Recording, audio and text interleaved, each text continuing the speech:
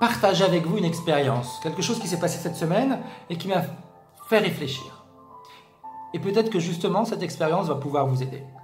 En début de semaine, j'avais quelque chose que je devais faire en collaboration avec une autre personne et au dernier moment, cette personne me dit « je me sens pas bien, j'ai pas envie de le faire parce que depuis ce matin, il y a quelque chose, il y a une partie de moi qui me fait sentir que je ne veux pas le faire.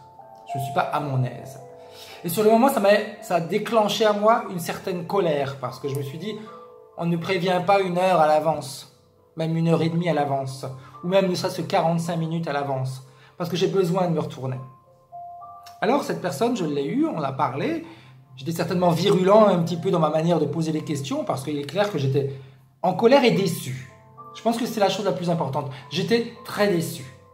Parce que pour moi, c'était une manière de lui donner une possibilité.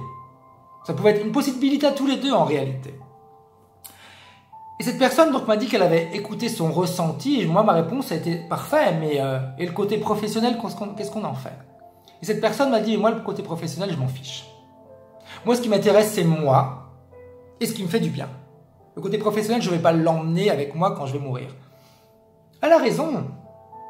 C'est important de s'écouter, c'est important de prendre soin de soi.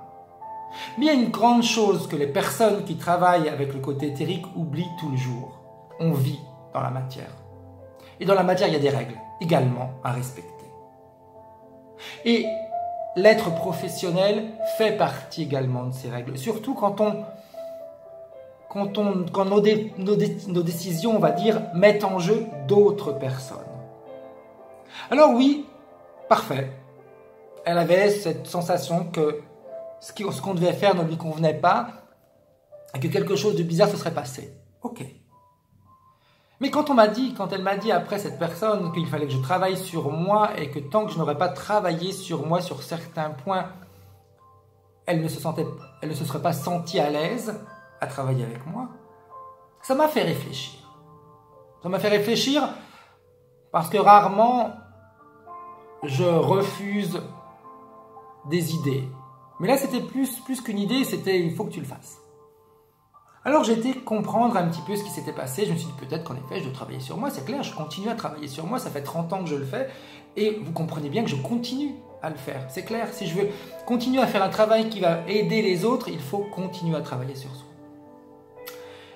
Et là, j'ai toujours ma petite voix, un système d'alarme qui me dit « Mais Frédéric, analyse la situation.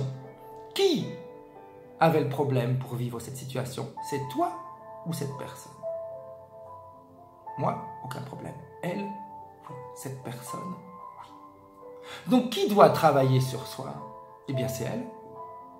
Pourquoi est-ce que moi, je devrais demander à quelqu'un de travailler sur lui si c'est moi qui a le ressenti? C'est quand même extraordinaire. Même si je le fais avec une bonne intention, mais c'est quand même bien moi qui ai le ressenti. C'est quand même bien moi qui m'auto-sabote, qui auto-sabote la situation. Donc j'ai réfléchi et je me suis rendu compte qu'en réalité, eh bien, très souvent, nos ressentis peuvent être également manipulés par rapport à nos propres idées, à la confiance qu'on peut avoir envers soi, aux peurs, aux angoisses, aux doutes. Tout ça peut également aller créer des sensations qui sont faussées. Alors en effet, je me suis dit, bien non. J'ai certainement encore des choses à travailler, j'en aurai tout le temps jusqu'à la fin de toute façon, c'est clair. Mais ce n'est pas moi qui a bloqué la situation. Ce n'est pas moi qui a vu le problème, c'est l'autre. Bien c'est l'autre qui doit travailler là-dessus. Pourquoi est-ce que je devrais faire un travail qui la bloque elle et qui ne me bloque pas moi?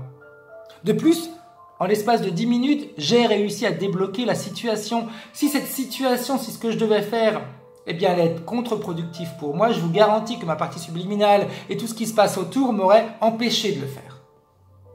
Donc ça m'a fait comprendre qu'en réalité, eh bien non, Frédéric, ton ressenti était juste, c'est l'autre qui doit travailler. C'est l'autre qui doit se poser la question, pourquoi j'ai tel ressenti? Qu'est-ce qui me dérange là-dedans? Parce que très souvent, on oublie quand même une chose.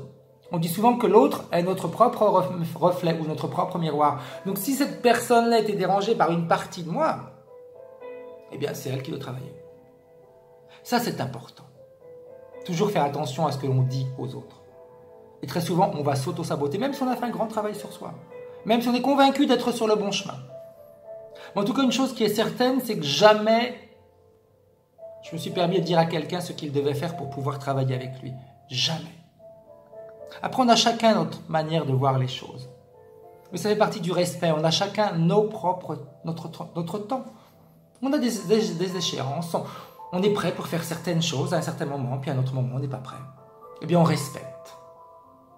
Donc ça, c'est important de se rendre compte que, eh bien, on doit être très attentif à ce qu'on nous dit et à nos ressentis. Un exemple tout bête, avant de faire ce métier, j'ai fait des écoles d'hypnose, et la première école que j'ai fait, 5-6 km avant d'arriver à l'endroit, plus de GPS, aussi bien sur ma voiture que sur mon portable. Et à l'époque, quand j'avais du mal à trouver mon chemin, la première chose que je faisais, c'était que je rentrais chez moi, et je me disais, ok, eh bien, ça veut dire que je ne dois pas le faire. Là, à ce moment-là, eh bien, je me suis dit, non, je vais faire le contraire de ce que je fais d'habitude. J'ai mis 1h30 pour faire 5 km pour trouver l'endroit. Ce qui était également formidable, c'est que la formation n'avait pas commencé, ils avaient pris du retard, et tout s'est très bien passé. Mais si j'avais écouté mon ressenti qui me disait « rentre chez toi », eh bien aujourd'hui, je ne serais pas du tout là à vous parler d'hypnose, je ne serais pas là à faire des séances d'hypnose, et je ne serais pas là pour essayer de tout faire pour aider les autres. Donc oui, nos ressentis sont importants. Oui, il faut s'écouter. Oui, il faut se respecter. Mais avant de prendre une décision, il est important de se poser la question, si c'est moi qui va m'auto-saboter, pourquoi est-ce que je m'auto-sabote? Et pourquoi j'auto-sabote la situation? Alors j'espère que cette expérience pourra vous aider. Je respecte et je répète la personne qui a pris cette décision et je la comprends.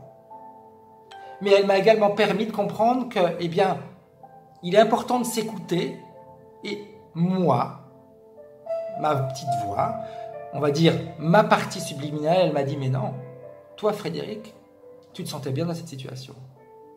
Donc aucun problème, c'est l'autre qui se sentait mal, c'est l'autre qui doit travailler.